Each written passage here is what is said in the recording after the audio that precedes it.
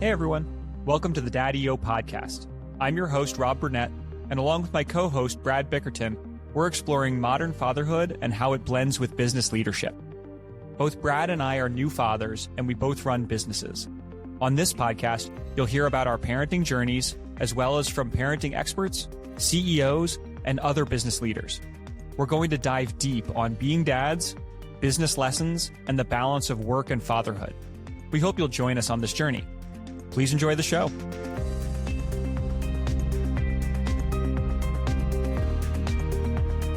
Hey everyone, welcome to the show. I'm your host, Rob Burnett, and with me as always... Hello everybody, I'm Brad Bickerton. This is a podcast about modern fatherhood and how it blends with business leadership. On today's episode, hear about what's going on in our lives, including a look at the boardroom and a baby at a wedding. Then stay tuned for our interview with Anthony Franco. Anthony's a multi-time founder who's appeared on Shark Tank. It's an awesome interview. You're not going to want to miss it. And as always, stay tuned to the end to hear our personal dad wins and fails for the week. But to kick us off, Brad, how you doing? How's Theo? Any business updates? Yeah, we're doing well. He is growing and changing and going through his fussy stage, and then his happy stage, and then his all I want is mom stage, and then all I want is food stage. Not every day, maybe every other day, he'll go between these different things. So Theo's doing really, really great. The one thing that has never changed from day one for him is his eye contact. He's an observer. He loves touching people with his eyes. A little bit still wary about touching people with any other part of him, but that's good.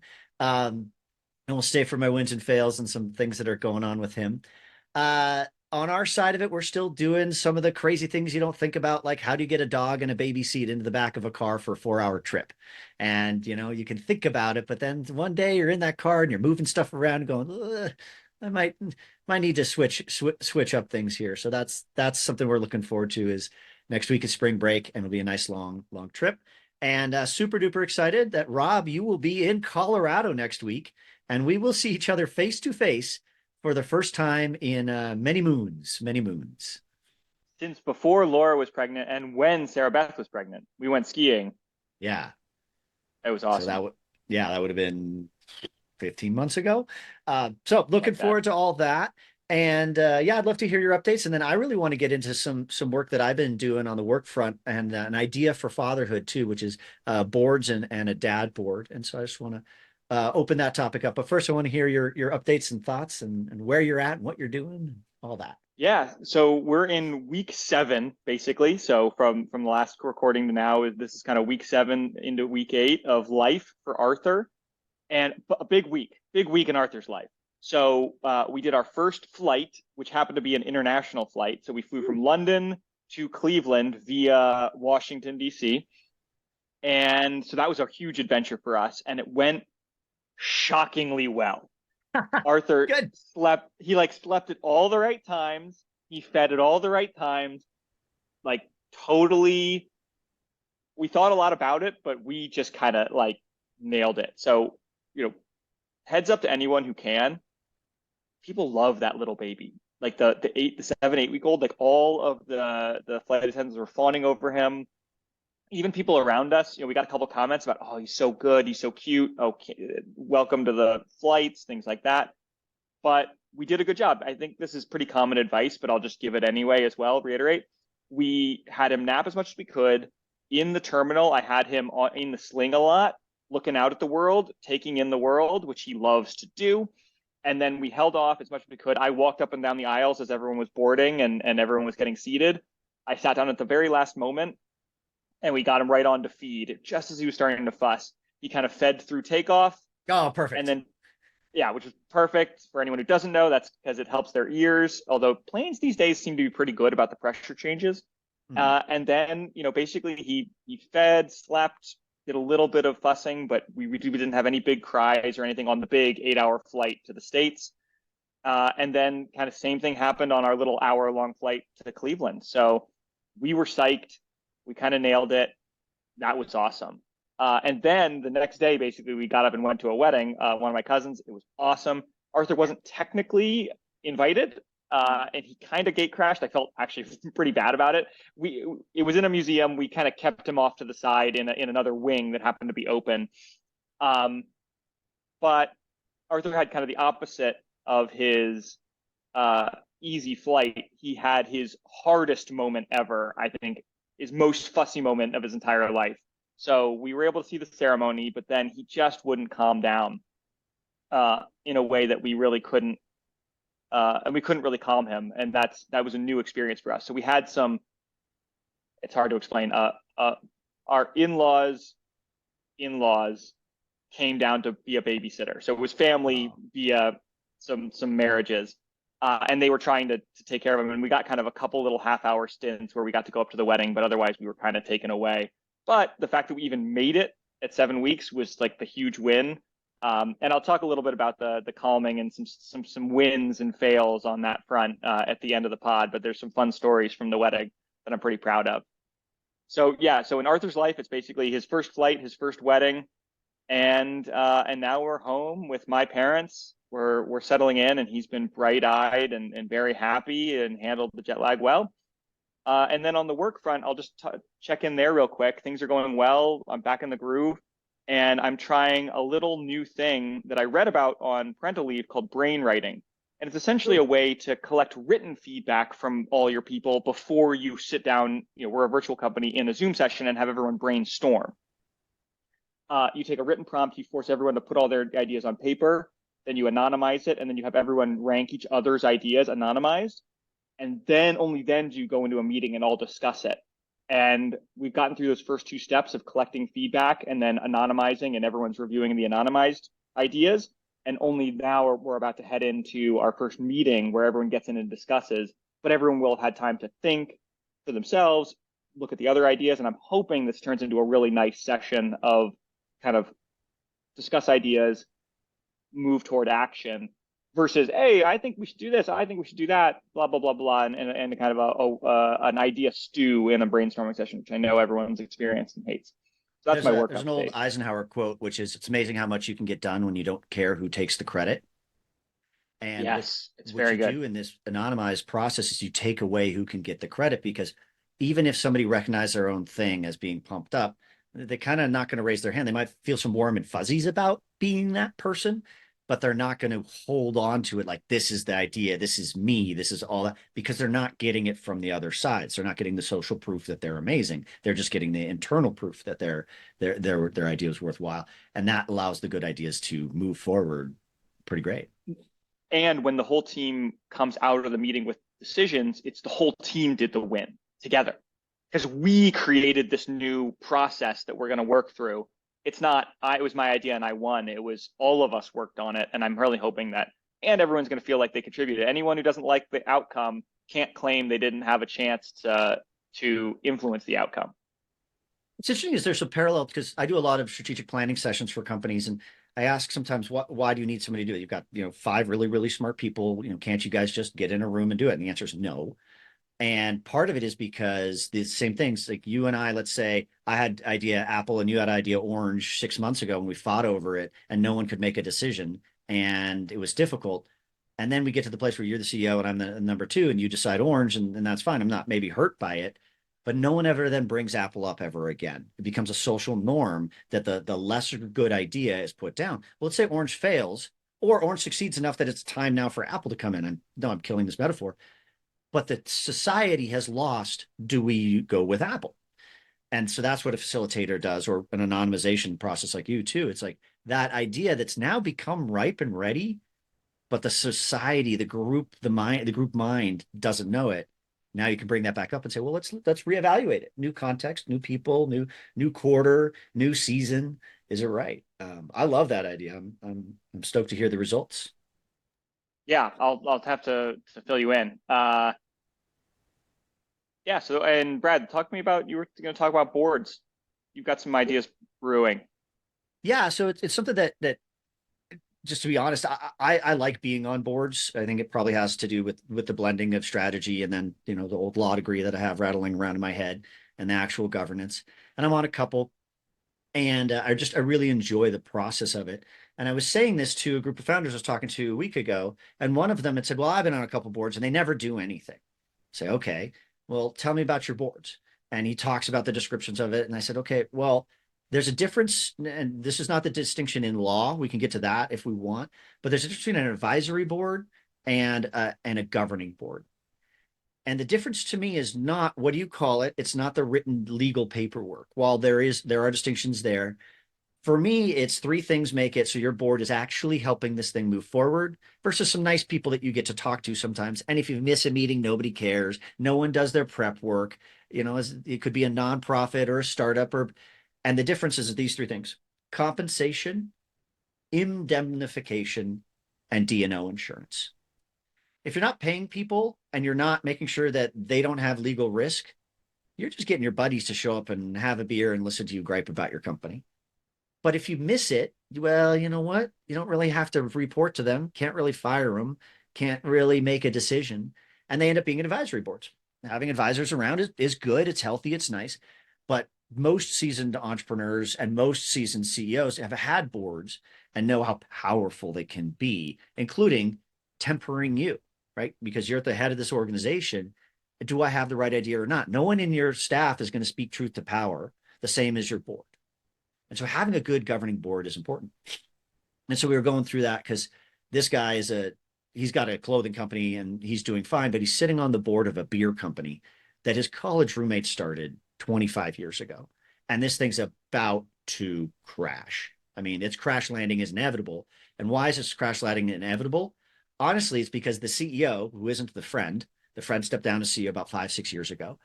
The CEO just didn't report to the board what he was doing, made some bad moves, and then got in a tailspin of financial, like he thought everything was going to be great always. And if everything was great always, he would have been fine, but then he wasn't.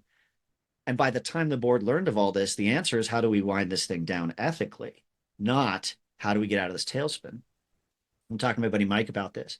And I said, well, Mike, are you being compensated? Well, no, I'm just doing this as a thing to my friend. I said, well, if you were being compensated, especially with equity, would you have been pushing that CEO for that information 3 years ago? Would you have been mad the first time he missed sending it to you? Yeah. What are the other reasons you're not involved? Well, maybe there's some legal stuff. I don't know, Brad. Maybe I've got some problems. Like maybe I don't really want to be on this board. I said, well, okay. That's because they didn't indemnify you. Indemnification basically means if you get brought into a lawsuit on the company's behalf, the company will pay your way. So if I'm on Rob's board and ends up being $1,000 judgment and maybe I have to pay $1,000, well, the indemnification is the company would then write that check. But the third thing is D&O insurance, which is called directors and officers insurance. And this is exactly for that same reason. This pays for my legal bills if I get drug in.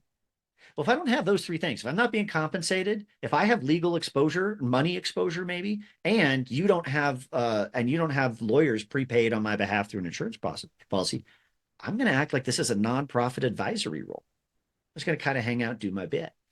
So I was chewing on that. And I kind of just wanted to say it to the people on the pod, say, how do you get along with your board? What do you do with them? But really, that's the starting line. Is it an advisory board or a governing board? And on the governing board side, I could probably talk for 2 hours about my experience and things I think are cool. And I would like to, honestly, I like the work. I'd like to do more of it. But the real thing to remember about the governing side of the board is you are a proxy vote for all the people who put you on the board. And that's your shareholders. And Rob, you're in a public company. Most of the companies I work for have discrete classes, common, preferred B, venture capital or whatever. And you just really, your job is not to win. Your job's not to be the smartest person in the room. Your job is to protect the shareholders and what they desire. And usually what they desire is a return on investment. Sometimes for a B Corp or triple bottom line corp, you can have other desires as well. But that's something I truly enjoy doing, is saying, I'm not here just for me. I'm here on behalf of multiple. And my job is to make the multiple people better, their lives better. So that's my rants about boards. Rob, do you have any questions or thoughts, or can I move to my idea about dads?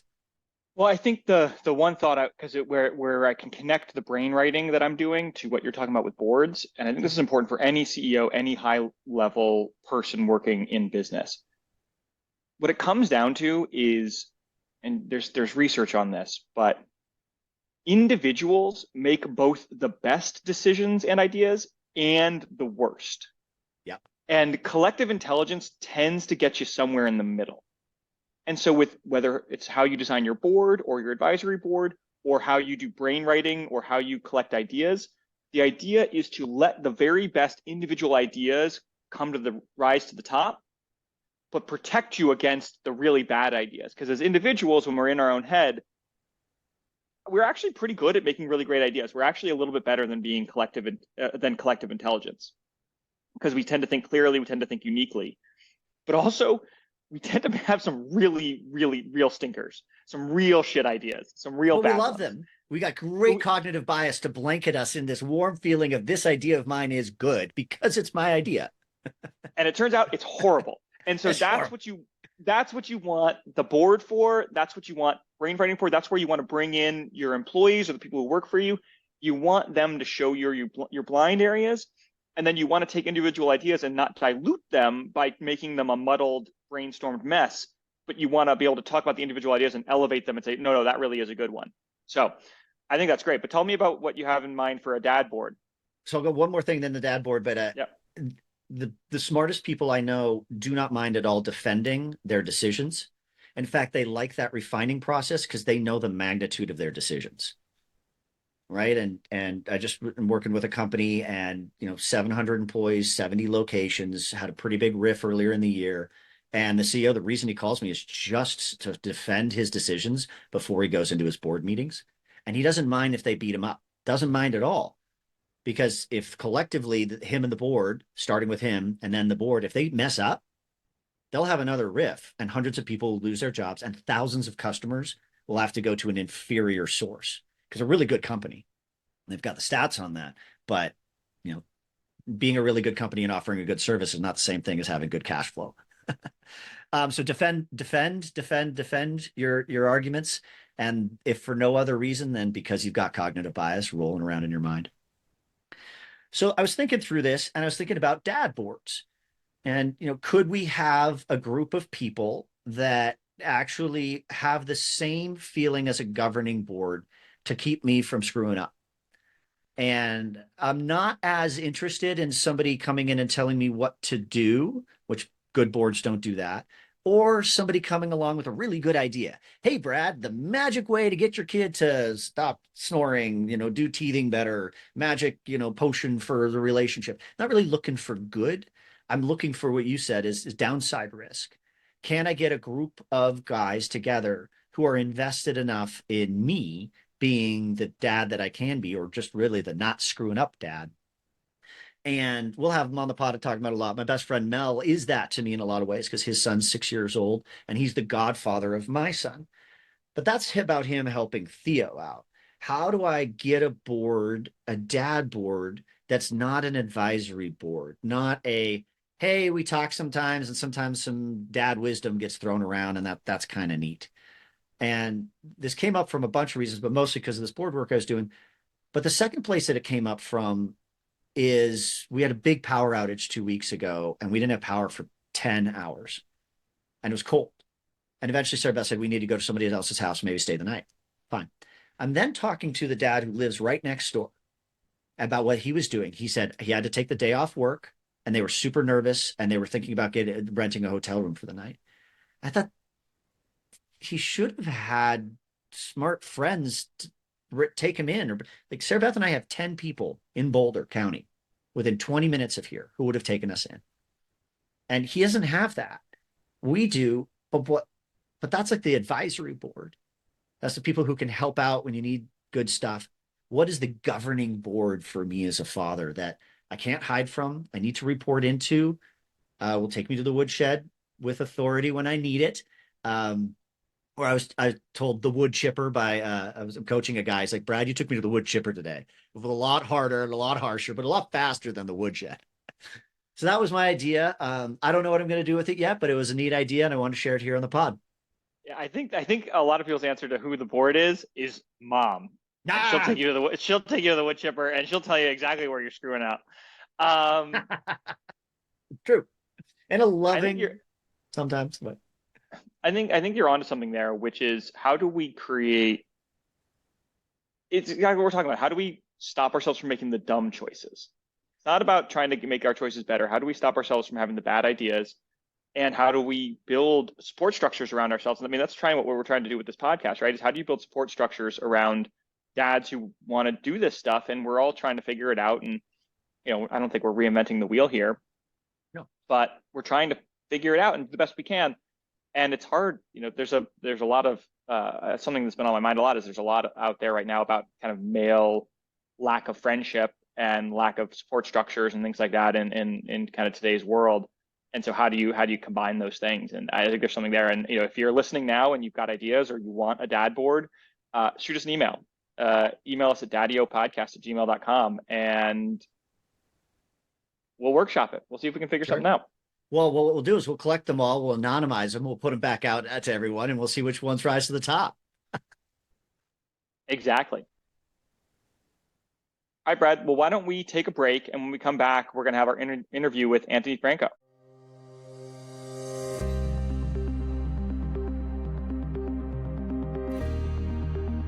Hello, everybody, and welcome back. We're so excited to have my good friend, multi-time founder and CEO, Anthony Franco, as our interview today. And he's somebody I've known for many, many years. And there was a period of time where he and I were both pitching companies at angel pitch events, and we were both judging each other on the week back and forth. It's a great way to get to know somebody. And then that 3-week stint ended when we were on a panel together judging other people. And we laughed and laughed and laughed the whole time. So thank you so much for being here, Anthony. And yeah, I'm going to hand it over to Rob to start asking you some questions. Cool. Glad to be here. Thanks, Anthony. So let's kick it off with some rapid fire. First of all, how many kids do you have and what ages are they? I have 2 kids. And think about that for a second. they are 6 and 8. That's great. And what's your current title? I was told there would be no math. No math? It's tough. It's tough out here. Next question involves no numbers. What's your title and role? So that's another question where I'm going to need to pause on. I'm a serial entrepreneur. I don't really I take a title just because you're supposed to have one, but in reality, I build stuff. That's kind of that's my title and role. All right. We got a little more math for you. How many companies have you helped build or been part of a kind of a leadership team on? Dozen. Dozen works. And then, I'm not asking, I'm telling you. Yeah. Sure, a dozen. And then just take 2 seconds. We're getting to know you. I don't actually know you very well. Brad does. Give us the 2-minute pitch, elevator pitch on Anthony Franco. What are you up to right now? What have you been up to? What's your career looked like so far? I like how Brad describes me, a series of fancy words strung together. But I think I said it. I'm a serial entrepreneur. I have started 6 companies, and I've sold 5 of them. So I've started and led 12, but in reality, some of those were just like side hustles that had an exit. So I've started 6 legit companies. I've sold 5 so far, 2 to public companies. My current gig, I actually have 2. One is MC Squares. It's best known. I was on Shark Tank and did a deal with Kevin O'Leary. That company, quite frankly, is struggling right now. And I also have, and we can get into that if you want. And I also have started a consulting practice to help manufacturers and influencers and private equity build a direct-to-consumer channel. Very cool. So you're big in the direct-to-consumer space, and if I understand right, for MC Squares, you were a top seller on Amazon.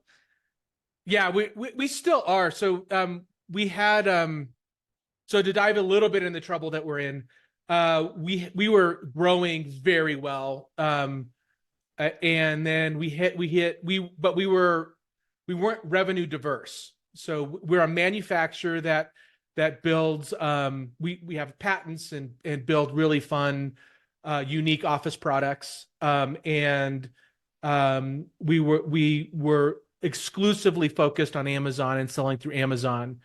and had an issue on Amazon that really kind of well, we had a 40-50% decline in revenue like overnight, and have been struggling to get out of it. Actually had to do a big bunch of layoffs, and eventually we filed for Chapter 11 bankruptcy, and we're working through that now. And we have a plan to come out of this, the backside of it, very healthy. But yeah, it's right now it's kind of embracing the suck as we work through the bankruptcy stuff. And yeah, happy to dive into that or just leave it there. I think I'm going to switch a little bit to the family side, but incorporated with this. So I've helped multiple companies wind down or go through bankruptcy, and I've also helped multiple companies grow. And there's a lot of stress that comes with either one on the person making the decisions, which in this case is you. How do you bring that home? How do you leave it away from home? How does that affect just you as a father? Because your daughters are old enough to understand dad's having a bad day. What do you think about that, or how do you process that? Yeah, I kind of have a traditional perspective on this, where it's my job as the dad and husband to insulate my family as much as I possibly can from the stress. You know, especially for my oldest, who thankfully is not going to watch this podcast likely, so I can share openly. She's probably not our target demographic. Yeah, probably. Well, we're always wondering about yet. that with like crass jokes and swearing, because this is supposed to be family friendly, but it's kind of for dads. And if we're faking who we are on this by not telling the truth, but then maybe we can just get away with it because none of the other people who will get us in trouble will listen to this. That's our hope. Okay. So for my oldest, she is eventually going to be our target. She's also a builder entrepreneur. She comes to the shop with me and actually operates the heavy equipment and assembles product for us, and just loves the factory. And and loves the people that work in the factory, like has friendships with them. And so there was a point where I had to kind of expose to her that the factory's going away and the people that she loves are finding other jobs. And that was really hard for her. She identifies her dad as like she said she wanted to work at the factory when she graduated college, right? So there's only so much you can insulate the truth from your kids, right? So I try to insulate the stress, but not the facts of what's happening. And also, I think it's an opportunity to also work through disappointment with my daughter, both of my daughters and my wife, and work through them. How do you handle this, and how do you come out stronger on the other side? So trying to take this as a teachable moment, for her, and for me.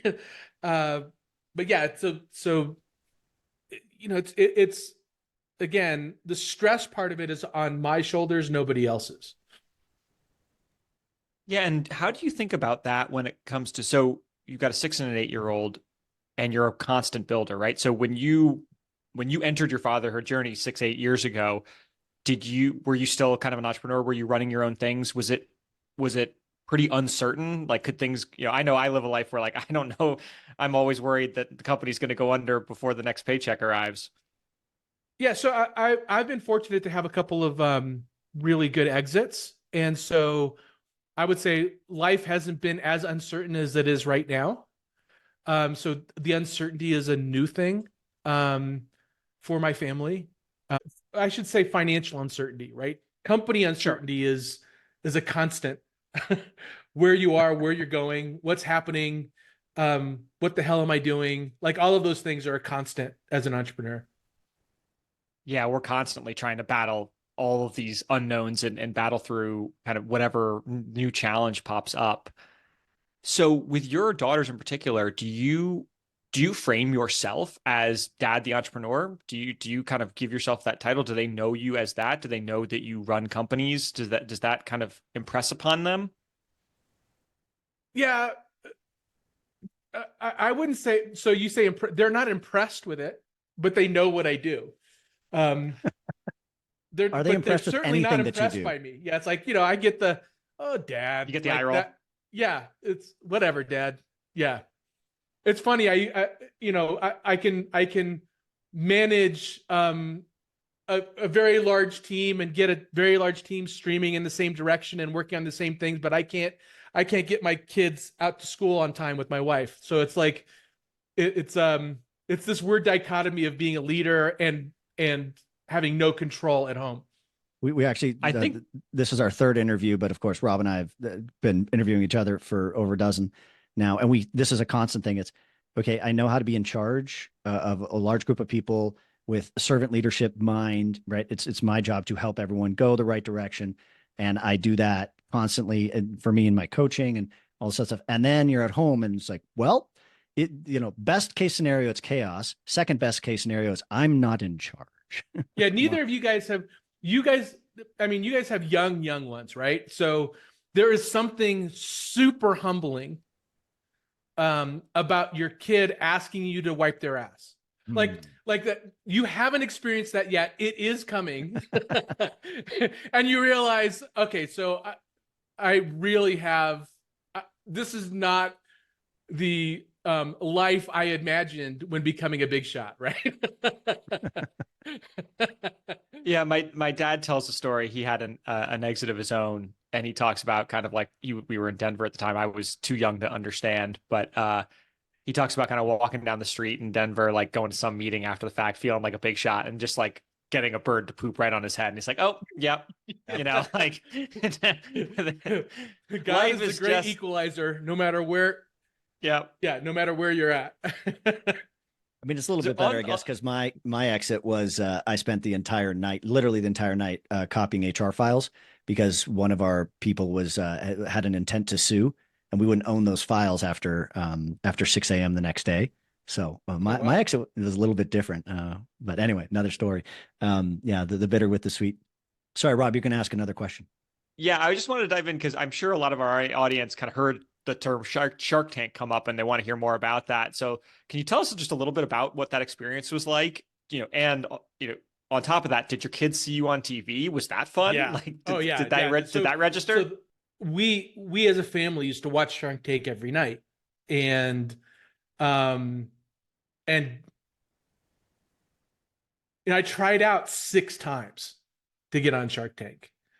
And the 5th time I was turned down, I looked at my wife. I remember the moment. I looked at my wife dead in the eye, and I said, I'm going to be on Shark Tank.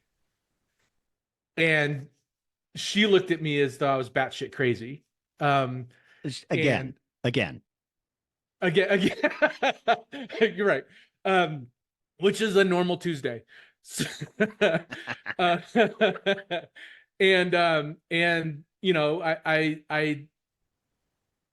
I tried harder and finagled my way in, and it was the most intensely anxious and fun moment of my life.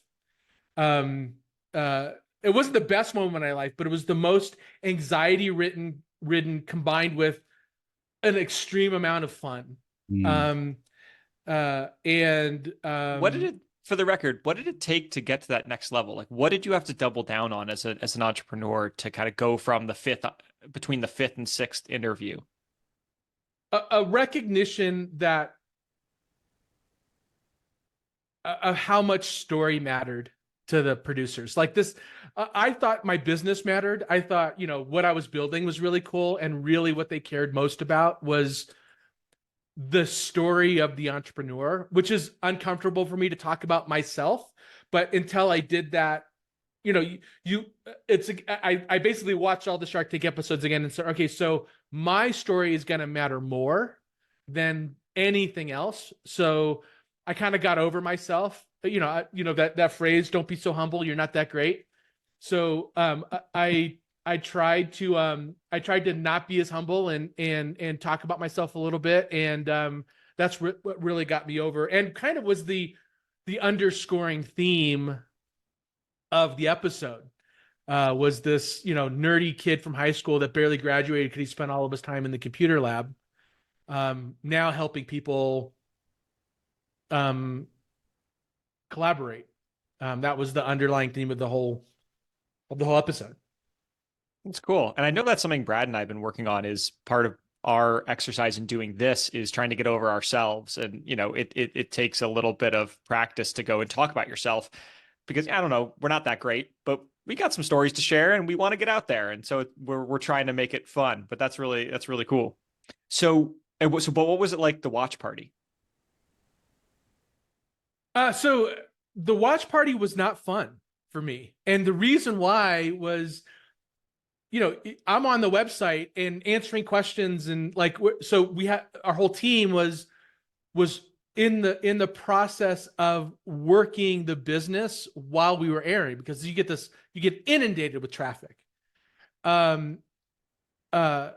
So I didn't get to enjoy it with my kids like I wanted to. It was still fun to see them watch it and just be enthralled with it. But a week later, we got to sit down and actually enjoy the recording together. And that was way more of a moment for me and the family, rather than the actual air time, the show time. We find this to be consistent, like so many of the things from our perspective in the leadership, or how does this matter strategically, just kind of takes away the wins. The most common one is that when you're raising capital and everyone thinks the raising of the capital is the big win. And I had a guy one time, really tough Series A, and he was out in Boston, and I was really proud of him. The money had come in, everything had happened, and he's texting me. He says, "Brad, this is great. This feels really good. I feel like we're going to hit profitability with this. The company's going." I said, "Great. Congratulations. Go for a run. I'm proud of you."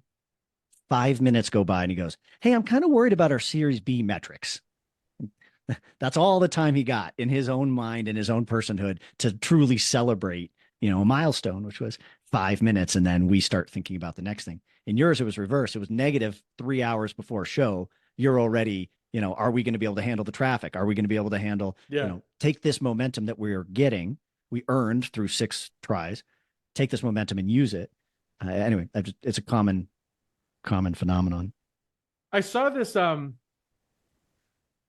post on LinkedIn just 2 days ago, and I commented on it, where this influencer with hundreds of thousands of followers said, if you're a really good employee, you need to think, and I wish I remembered his name, but he blocked me after my comment, so I can't even look at the post anymore. But Dum Dum Bobo, I think it was Dum Dum Bobo or Eugene. He said, if you're a really good employee, then you should go be an entrepreneur, because if you can crush it for somebody else, you can crush it for yourself. And I said, that is the most horrifically irresponsible advice you could give anybody. And it's just for this exact reason. It's because there's structure. There's the ability to, as an employee, you can take no action and still be successful. And that's not a slight, being an employee is normal. I applaud you. I applaud people that can take and hold a regular job. That is amazing. And if you can't do that and live a happy life doing that, you should do that, because becoming an entrepreneur requires you need to be broken. In a fundamental way, you need to be very broken. And so this is one aspect of it that people don't recognize. It's you can't celebrate the wins, and you certainly can't share. You can't share. You certainly can't share. But also in the losses, you can't mull the losses. You have to get, I give myself, on a really big loss, when I filed bankruptcy for MC Squares, I gave myself a day to binge watch Netflix and just pity myself and my situation. And then I was like, all right, what are we going to bootstraps up? What are we going to do next? How are we going to solve this? And so remember, I was doing an interview with an entrepreneur. It was, I don't know, 10 years ago. And he was a drinking buddy when I was in grad school. And so I knew he had a little company. So I chatted with him about it. Turns out his little company is actually more than a little company. Started at, and it's the classic thing, right? Started it out of his dorm room, and then at that point in time had like 75 employees, and he's a great guy. And I remember asking him just questions that I thought you should ask entrepreneurs. And one of the questions I asked him is like, okay, along the way, Nate, along the way from 0 to 75 employees, what was your biggest failure? And he goes, oh, kind of scratches his head. And then he didn't really have an answer. So I asked him the next question. About 3 weeks later, we're out having a drink, and he goes, Brad, I still can't answer the question. Which I replied, well, what question?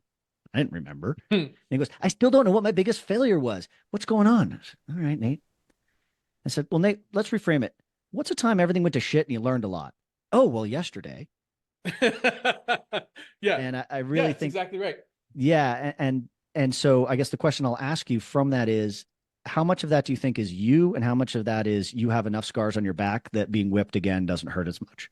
Well, I don't think there's any like God-given like ability that I have to get over stuff quickly. I think it is just experience and I think it's optimism flipped on its head. I think entrepreneurs have this really weird like bipolar personality where they're eternal optimists but always looking over their shoulder, paranoid that something's going to go wrong. And so I have this is what makes me broken, right? I have this weird confidence that no matter what is thrown at me, I'm going to find a way through it. And that no matter how bad things get, I will always be grateful for what I have. So no matter how bad things get, it's not bad enough to where life still isn't good. And that is a very privileged position to be in. It's very, but it's not because of my material things.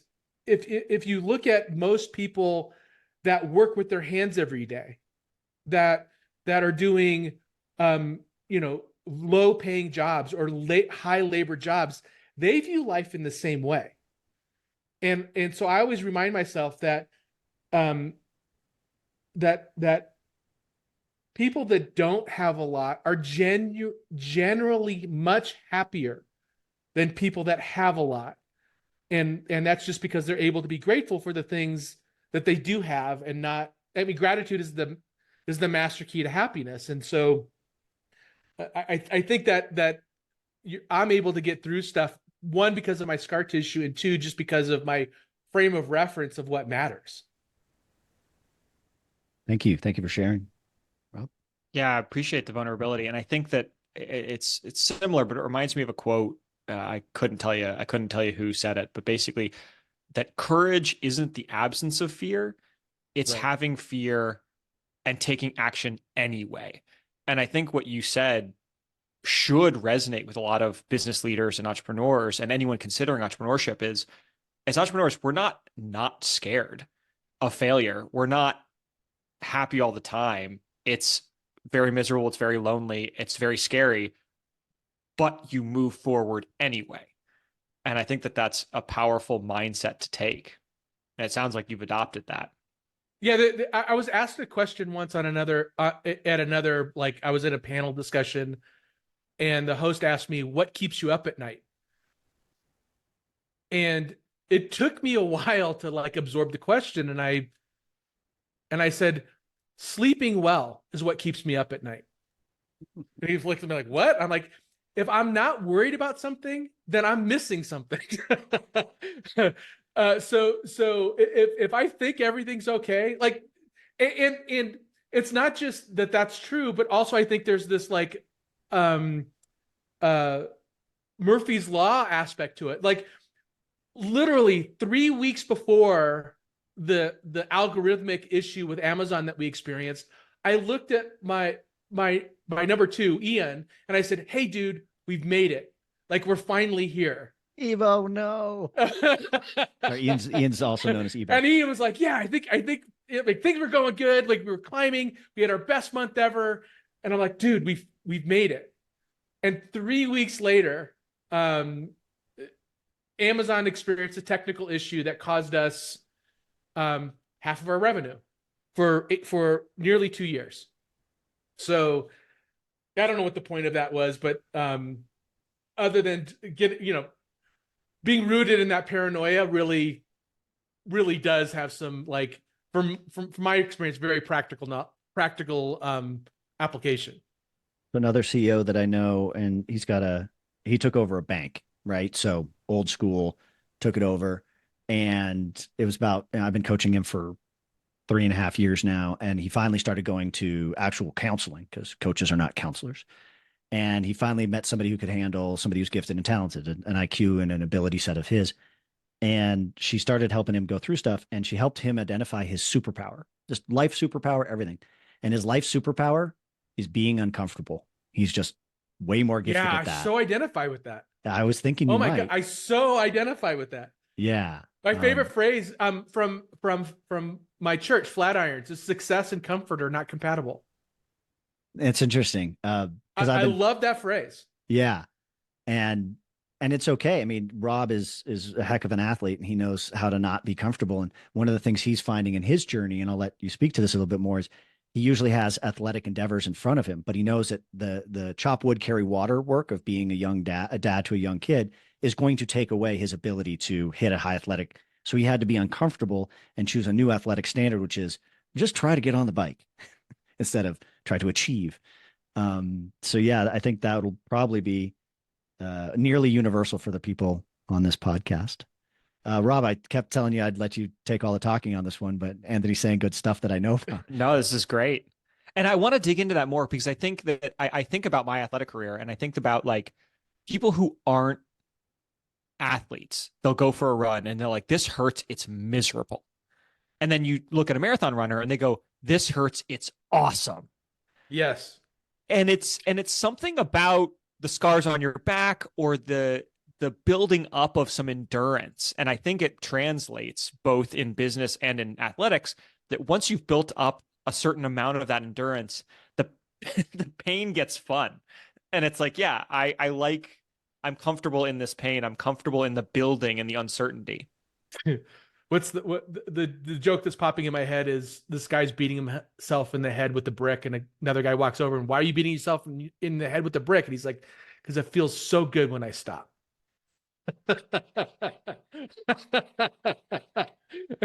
That's exactly how it feels. Well, let's dig into that then. Do you think you'll ever stop? I mean, you're dealing with a bankruptcy right now. That's got to be painful. It's got to feel a little bit lonely. You ask that question as though it's a choice. I don't know any. You're like, so if when it comes, is there some point at which you're going to stop breathing? Well, yeah, but not by choice. Not because I want to. It's the same thing. My friend Andrew Rodriguez, also CEO, and he said this to me. I was coaching him, and kind of some of this same stuff, like what's the end date, what's the terminal, what's really, because I was trying to make him not think in terms of 50 million, 100 million, $500 million exits, right? I like to bring people down to what is substantial enough. But anyway, I asked the question wrong, and he just replies to me, Brad, entrepreneurship is a disease from which there is no cure, only management techniques. You can manage the disease. Hey, let me start companies that have a high likelihood of success, and that success is economic and life. Let me not start companies just because I thought of something at 2 a.m. and I went down and started working on it. Well, I'll ask you a different question then, because bringing it back to your fatherhood journey, as you look at your daughters, you talked about your one daughter loving to be in the factory and things like that. Do you think that do you think they'll follow in your footsteps? And two, like, is this a life that you would be happy for them to live? It's a great question. I care very deeply about my kids being happy. So it will be about encouraging them to follow a passion and having them question. So I think inherently in our family, we question authority, which is somewhat of a trait of an entrepreneur. So I guess I'm fostering the entrepreneurial traits. You're making me think about it, like, am I doing them a disservice? Like, am I being a bad dad by doing that? For sure. I don't know. Absolutely you are. Yeah. No, I disagree. I think I think it's so good, right? Because I think that it's what we've been talking about, right? Like, I think about it. I'm 1 month into this. Do I want Arthur to be happy? Yes. But then I think about what makes people happy. There it is. Bingo. And I think, like, for me, I always frame it in terms of building. I think building makes a lot of human beings happy. And I think a lot of human beings, even if they make a lot of money, if they, I have a lot of friends who are like lawyers and stuff, and they're not building, even though they're successful. And I think they're not very happy. And my kind of pet theory is, if you're not building something might be missing, at least for some of us with this entrepreneurial disease. And so I think about with my son, I haven't had a chance to teach him anything yet, but I think about like teaching him how to build and question and do the next thing, take the next step. Yeah, is ignorance bliss though? Like, is ignorance kind of bliss in this circumstance? I don't know. Like, once you've experienced it and seen a little bit of success, it's a lot like golf. Like, once you hit that one shot, and I suck at golf, but I have that one shot that's in the back of my head that keeps me like, even somebody asks me to go, I'm like, yeah, I'll go.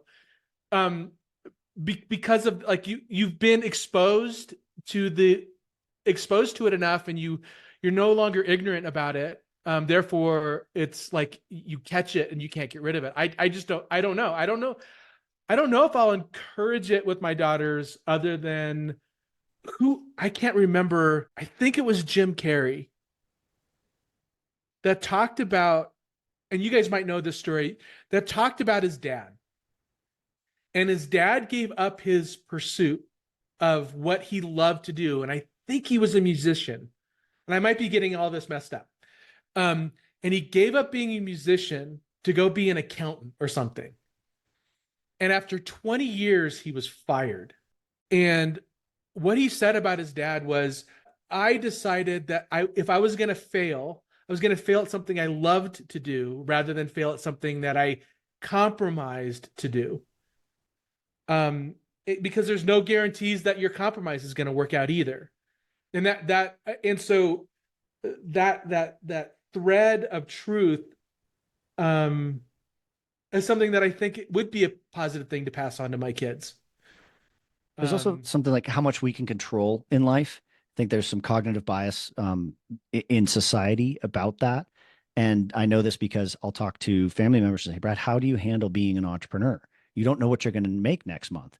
And yet, on the same time, they believe I'm successful without seeing my P&L, right? They have this indelible belief that I'm successful, but they say, how do you handle the stress of it? And I say, how do you handle the stress of yours? You have no idea about the macro forces that are affecting whether you keep your job or not. And I think some of it is just, I have my job. That's an evil thing to tell somebody. I shouldn't let people know this. No, if you're a good employee, stay in your job. Don't be an entrepreneur. Oh, canceled. Yeah. I just think that some of it is risk assessment and comfortability, but others, I think people have a big cognitive bias as to what risk is in their employment and their careers. And the biggest risk is letting someone else determine it for you. And one of the many, many quotes that I either made up, stole from my mom, or can't remember is, you get to define normal in your life, but if you don't, someone else will. And I really try and keep that. Okay, what is normal in my life? I wake up every morning, fifth of Jack Daniels, go for a run, do this podcast. That's my morning, in case anyone wants to know. Breakfast of Champions. Yeah, breakfast. Oh God. Okay, I want to go a little bit back. This fatherhood stuff is working pretty well, but because we're young and stupid in our fatherhood journeys, I know that when I started entrepreneurship, I learned a lot of things about entrepreneurship that made no sense till I was there. And on your fatherhood journey, what are some of the things that either your brain was wrong on, or that surprised you, or that was novel that you never heard anywhere else before? Because a real purpose of this podcast is, Rob and I couldn't find that information out and about. And we could call friends. I could call you, but just, yeah, what was a surprise for you or a novel thing? There's a couple of things. One, My wife and I took this the parenting class called Interkinetics, and I think more for my wife than for me, what was surprising for her was that your kids are not made in the image of you. Okay. And because they're not like you doesn't mean there's something wrong with them. You sure? And so there is a piece at which you have to let your kids explore their strengths, and trying to force your strengths on them is a recipe for unhappiness. It's a recipe for kids thinking they're not good, your kids thinking they're not good enough for some reason because they're not like their mom or dad. The other thing that I have discovered and have noticed is all great parents, all really great parents, think they're doing a shitty job at being a parent. And all really bad parents think I've got this covered. So if you're listen, it's a lot like entrepreneurship. Yeah. If you feel like you're not Sounds doing exactly something like right, being a CEO. you're probably on the right track, right? You're gonna make mistakes. Think about all the mistakes your parents made. You turned out all right, relatively speaking. So just kind of embrace that, and just know that, you know, your kid isn't you. They're this independent individual that you're in charge. You've been put in charge of, and you can only do the best that you can. The other thing is time. Like the most valuable thing you can give your kids, any other than anything else, is time. That's it. There's never enough time, Well, especially when you're an entrepreneur. yeah, that's the follow-up question is how do you, because time will be eaten away. Another phrase Rob and I use here is, you know, if you want to know what other people think your priority list is, take a look at your inbox. And Take a look at your calendar. Your calendar. Yeah. And the only thing I calendar and your checkbook or your bank account. Where are you spending money and where are you spending your time? That's what your priority is. Period. And priority. I meant to say this last week, Rob. So now I get to say it now. So evidently the word priority, singular, was coined in like the 1600s, but the plural wasn't coined until the middle of the Industrial Revolution, like 1900. In other words, you either had a priority or you didn't. For like 300 years. That so makes sense. So the only time I don't like using military language in leadership or business training. I don't like using fight language. I think it's a false narrative and stuff, except for one thing, which is you fight for your priorities. And so that's what you were saying with your checkbook and your calendar. And I love that. How do you fight for your priority? And what I think you just said is the time with the kids is the priority. And of course, you don't have that if you don't have income, and you don't have that if you don't have stability, and you don't have that if you're not building something, creating what you need to do. You don't have that if you're not taking care of your own health, right? But how do you fight for that priority? Well, yeah. So there's always too much of something, right? Broccoli is really good for you unless that's all you eat and you overeat it. Like, so time with your dad, probably I would put that in the same bucket. You have to set an example. When I can't do something with my kids, and I give them a reason, because I have this thing called work, and here's what work does. I'm actually far from a perfect parent, like very far from a perfect parent. But one thing I do know is that I'm doing the very best I can to live an example of what I would want them to have in a husband, or what I would want them to have as for themselves and who they want to be. So time is not just about like time on a clock, which is important. And it's also just being in the same room. It doesn't even need to be like, people talk about quality time. It's like, no, just being there in the room is just as important as the quality time. In my opinion, and who knows, I could be totally wrong. Maybe 15 dedicated minutes of playing shoots and ladders with them is all I really need to do, but I'm winging it. So I don't know. I think we all are. That's what we're all trying to gauge what's going on. But I did want to ask something there, which is when you what do you tell them that work is, right? Why do you tell them it's important? Like, hey, I got to do this work. Is it because I'm obliged to my employees, because it's important that dad does this because he likes it? Is it important that dad does it because it brings in money? Do you have something you tell them? Actually, no, I haven't explained. That's a great question. I have not had. So if I were to, if they were to ask me that question, why do you work? It would be all of those things. But also I think purpose. I think having a purpose, a place to contribute, is incredibly important for happiness and longevity. So I would talk about that. I'd talk about purpose and income and my responsibilities as a dad and to the family. So it would be all of those things. Yeah, that's great. Because I think a lot about that. Like, how would I explain to my son that I need to leave him? And, I think it's easy to get caught in the trap of, oh, dad needs to go because we got to make money. But that's the easy answer. But I think sometimes telling them that deeper answer of, dad cares about this. And it's important that dad does things that he cares about, because that's important in life. So I'm There's already nothing trying to wrong with, prepare that. because I got to pay for those. I got to pay for your food. See the house that we live in? Like, if I don't go to work, we don't have this house. And I know it's a bad word, but teaching capitalistic principles to your kids, I think, is perfectly fine. And I don't think Certainly there's anything wrong with personal capitalism. finance and understanding Absolutely. like what it means to make money and have a balance sheet and pay a mortgage and all those things. And not be Absolutely. scared of that. Not be scared of that, because I was scared of it from a scarcity perspective. There isn't enough of this emotional thing that my parents labeled as money, and then there was a scarcity of things in the house. There was a too much of fear and not enough of just, well, money's a tool set and it's valuable and it's important, and so is tying your shoes and looking both ways across the street. It's just a thing. But I really liked, and I will take away from this, Anthony, for the rest of my fatherhood journey, is that describing work as a purpose is something I will do forever now. Also money, also awards, also the ability to change things, but really it's the purpose behind it, which is why it's glorious but also addictive, and I need to balance those two. Mm-hmm. But the reasoning can give to him. So thank you for that. That'll be a big takeaway for me. So as we get towards the end of the time, Anthony, we really appreciate you being here.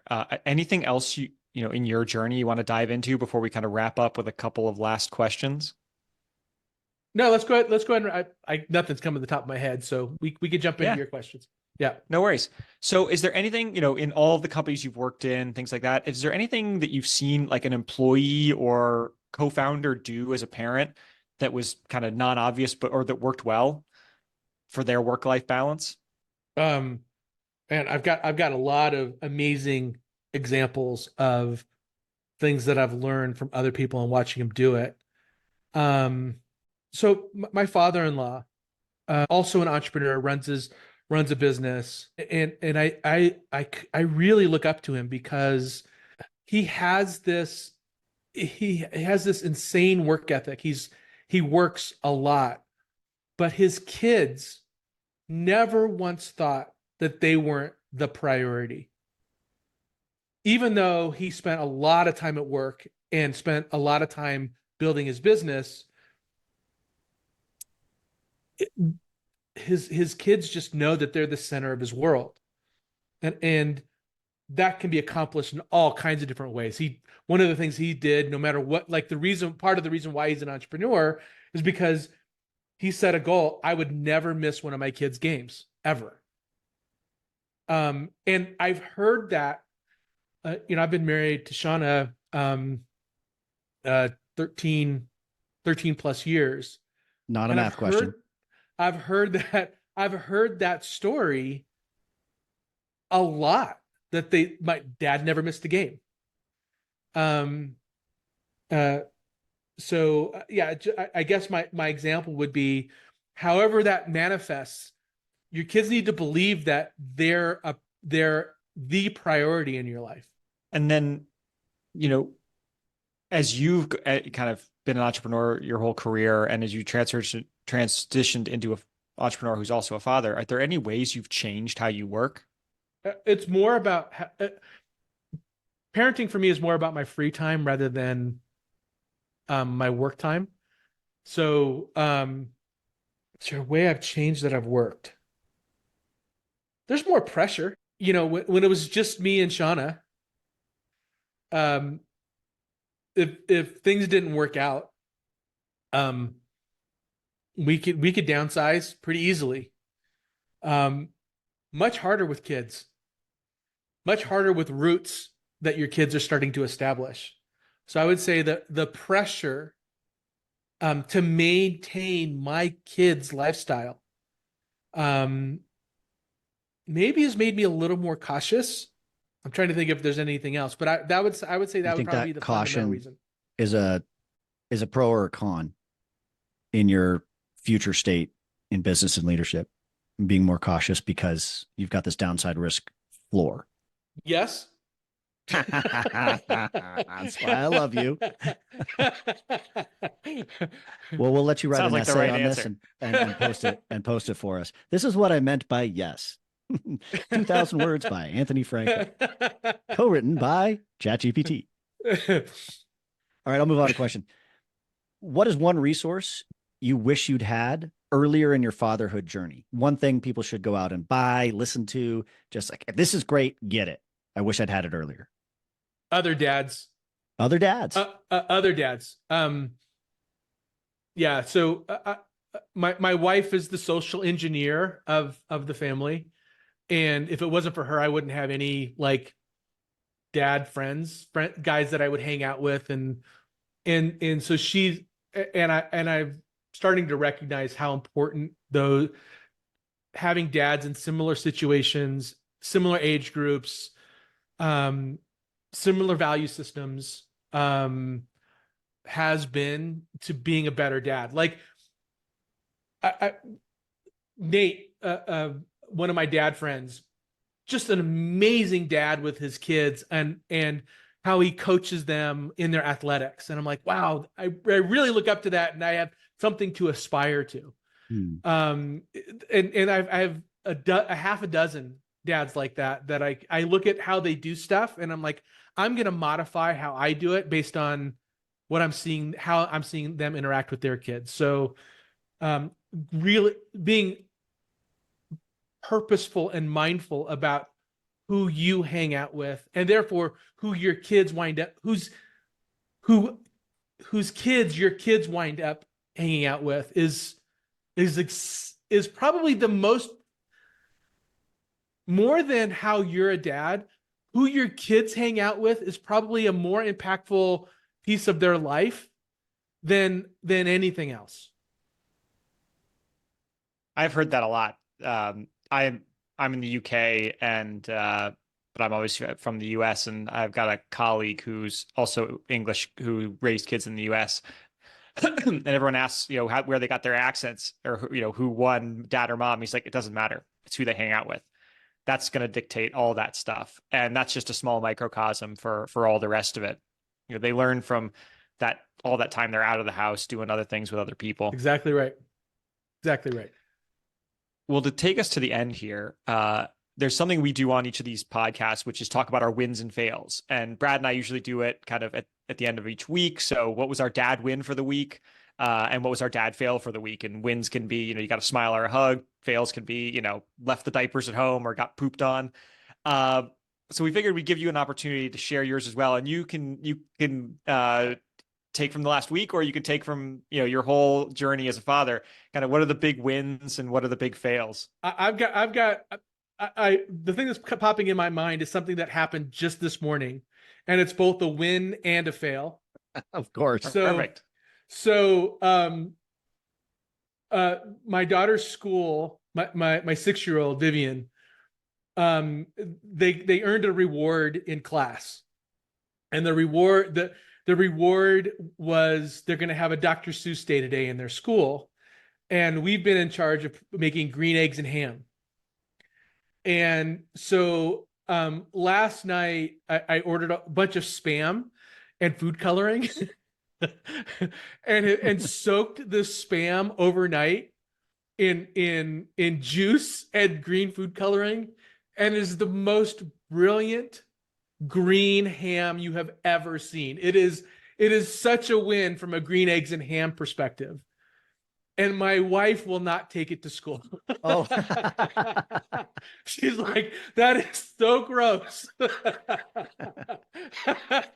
Well, so, did you ask her, have you tried green eggs and ham? Huh? It is not, does not look edible, but it is so on story. It's so on brand for green eggs and ham that I'm very proud of it. So I think that's a win and also a loss because I don't think anybody's ever going to see it. Anyway, it's something minor, but what popped in my head. That's awesome. That's great. That feels about right. That feels like we were talking about earlier in the podcast, where like when you were CEO, you're like you know how to run stuff, you know, to get stuff done, you know, to complete projects. When you're a dad, all bets are off. Like you could run the rest projects in the world, but it all gets thrown out the window. Brad, I'll take a picture of it and send it to you. Please do. Please do. Okay. It could be the cover for this video. All right, I'll do it. I'm in. All right, Andy. Well, the last thing we always ask is, do you have a favorite dad joke you want to share with our audience and with Knock, the world? knock. Who's there? Oh, no. There's another one. Oh, no. Sorry. All right. Knock, knock. Sorry. Who's there? Europe. Europe who? No, Europe who. Oh. Oh, walked right into that one. It's my favorite dad joke of all time. Oh, that's awesome. Well, Anthony, really appreciate you taking the time to be with us and share your story. Anything else? If people want to learn more about you, anywhere they can go to find Just you, LinkedIn. find your stuff. Anthony Franco on LinkedIn. Everything I'm up to is pretty much there. Well, we appreciate you being here. Thanks so much for sharing and being vulnerable with us. And thanks everyone for listening. Thank you, guys.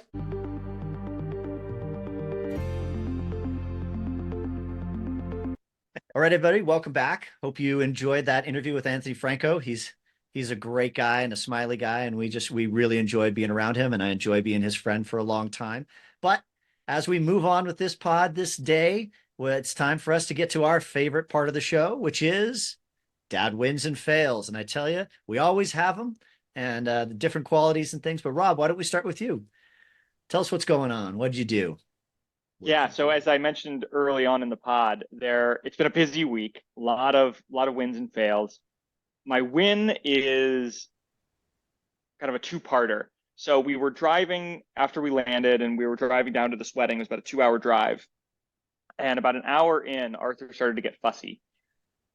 And when he's fussy in the car seat, it's really tough because you can't do anything other than kind of talk to him, or you have to stop the car, get him out, feed him.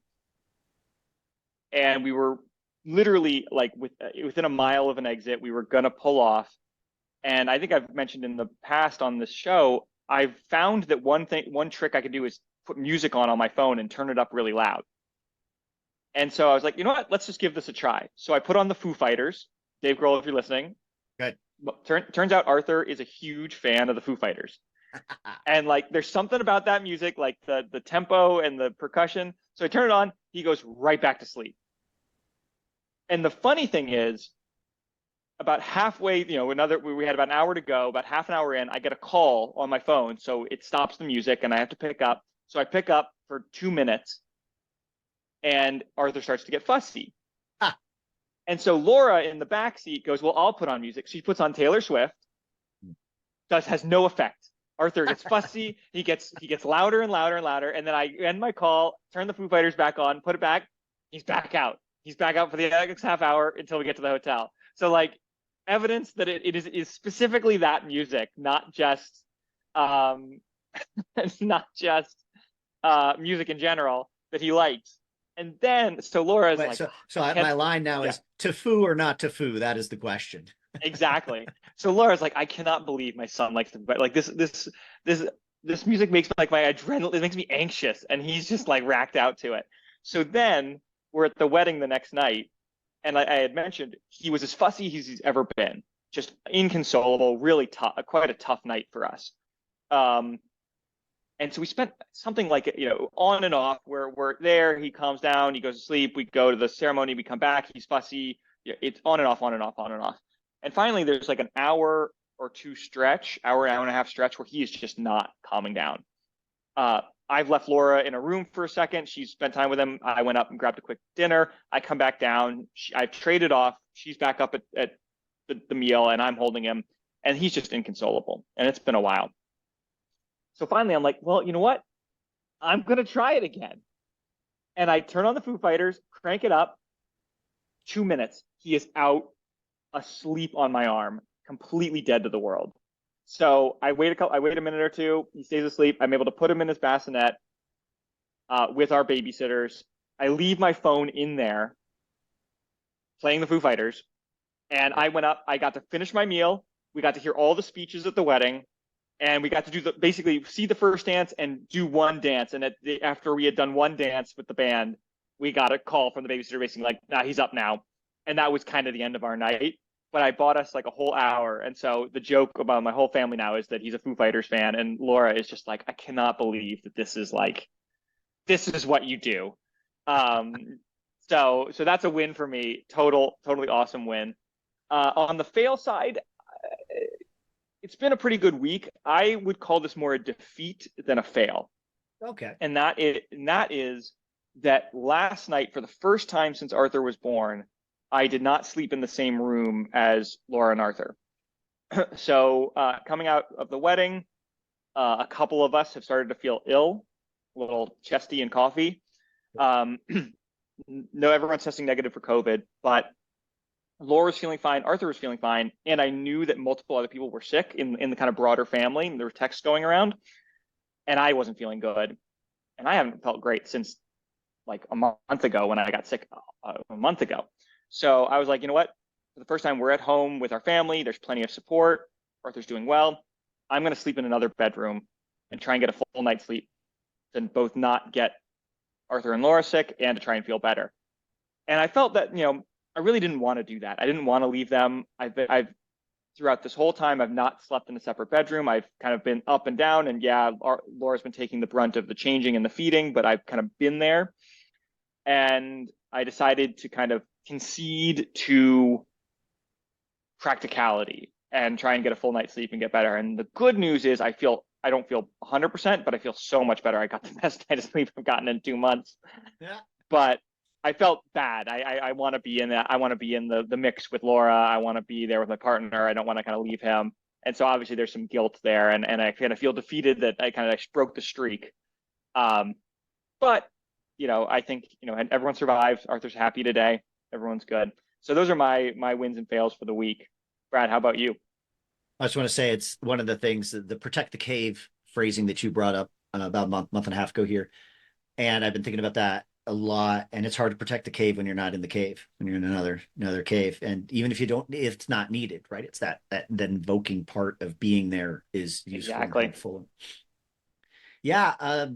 So I think my fail will end up being a defeat as well. It's kind of interesting in that regard, but lots of wins, stacking up the wins, which is kind of fun. It's rare sometimes, but yeah. So I think the best win I have is actually last night. So our best teaches on Wednesdays, and Theo was a tornado.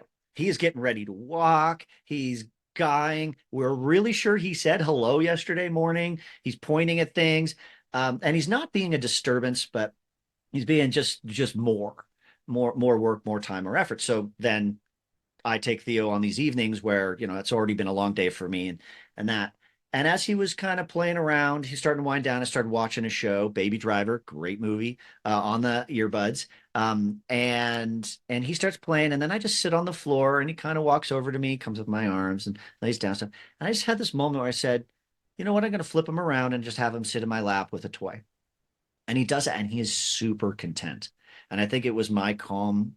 And, I'm watching this movie, and I'm kind of, petting his head and like with him, and he drops a toy and I pick it up gently. And I wasn't thinking much of it. I thought, maybe 5 minutes would go by and he'd want to go do something else. And then you feel the head slump. And this kid is out in your lap. And I think he's really, he hasn't done that for me very much. And I'm like, okay, do I stay here? This is a win. Do I stay here and wait for mom to come home? She's out driving home right now. Or I'm going to take the chance. I took him up to his bed and I put him down, and he just boom right out. And so that's categorical dad win. I love that 2 of our wins today were both about getting our kids to sleep. And I always think about that too. I don't want my kid to sleep through life, but it is a big win every time I get him to sleep. It's shocking how Yeah. much of my life revolves around getting my child to sleep. And I think it's only going to get worse. It's wild.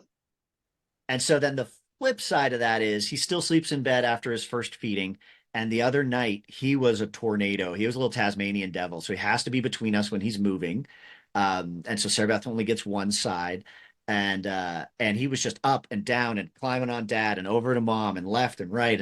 And you know, the co-sleeping thing's really been working for us, but that's a fail, is that the one night he decided just to be a tornado. Well, mom gets no sleep and I get fluttered sleep. And my whoop testifies to this. So that was a fail. And then the other one, more on the personal side, we've talked a lot about personal health, and I've started exercising again, started swimming again. These are great. But there's a win fail in this, which is I've been going to physical therapy, and it's time intensive, it's money intensive, and it is sports PT is painful, quite painful. My entire neck and my entire IT band are bruised. And so I'm hobbling, but I'm also exercising more because they're loosening things up and re-triggering things and teaching them to work better. I have this desire to move, which is great for springtime, but it's also a fail. So that's kind of the win and the fail there for me. Um, and yeah, that's my story this week. Well, that's awesome. Well, thanks everyone. If you made it this far, we really appreciate you. Please like and subscribe, share this with your friends. We're going to try to build a community here. And as always, if you have any comments, feedback, if you want to be on the show, if you know someone who should be on the show, shoot us an email at daddyopodcast@gmail.com. And don't forget, we're on YouTube now too, so search us there. Thanks, everybody. Thank you, everybody. Bye bye.